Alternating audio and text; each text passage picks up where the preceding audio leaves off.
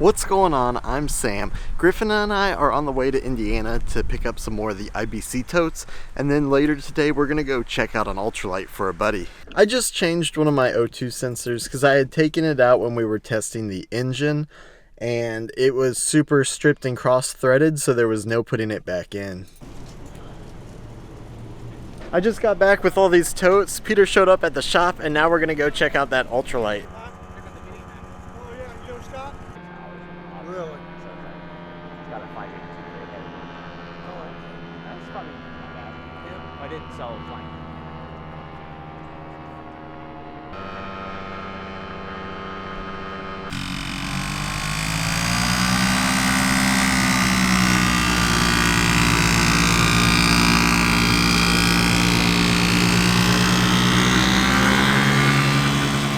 So Zach from OpenPPG actually asked Peter and I to come out here and check this Ultralight out. He's a little further away, and since we're close, we're here just seeing if this thing's worth buying.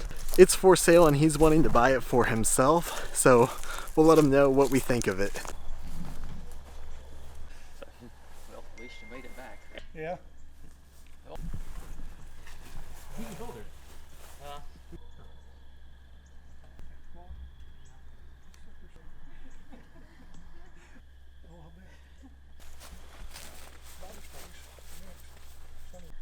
When it's cold? 5 points. Smaller. Oh, it's 277, yeah. Really fine to me. I don't see anything. It looks like someone really just finished it. Some a little bit. I measured this before.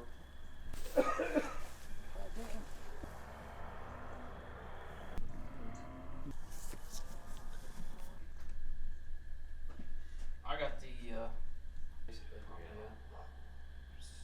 So we drove about an hour and a half, and when we got really close, we saw him actually up in the air flying. So we pulled in and waited for him to land. He taxied over to the hangar, and we went over and started talking to him. And once we got close to this plane, we realized it was in really, really good condition. We looked it over and did a quick inspection of the build quality and if everything looked like it was assembled right, assembled well, if they took their time doing things, and everything looked really good. I would be surprised if it was made by someone who hasn't made at least one Ultralight before.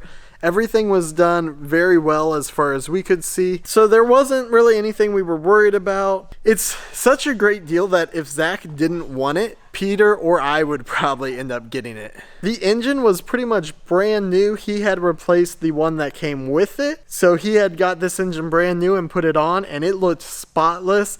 I think there were like 11 hours on it. But we called Zach right away and told him that he should jump on this. And then of course, Peter and I were pretty hungry driving back, so we stopped at one of my favorite Korean restaurants.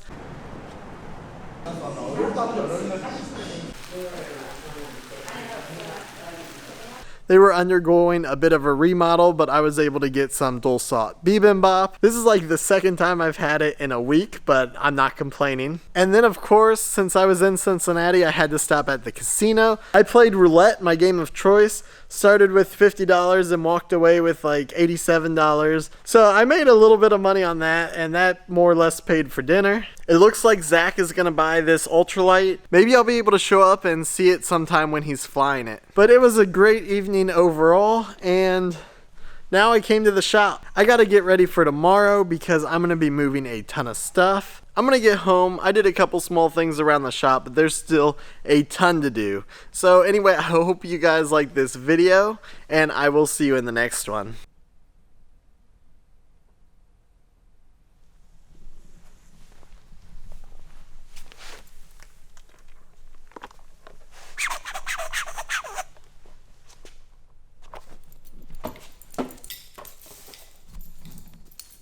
Give me that ball.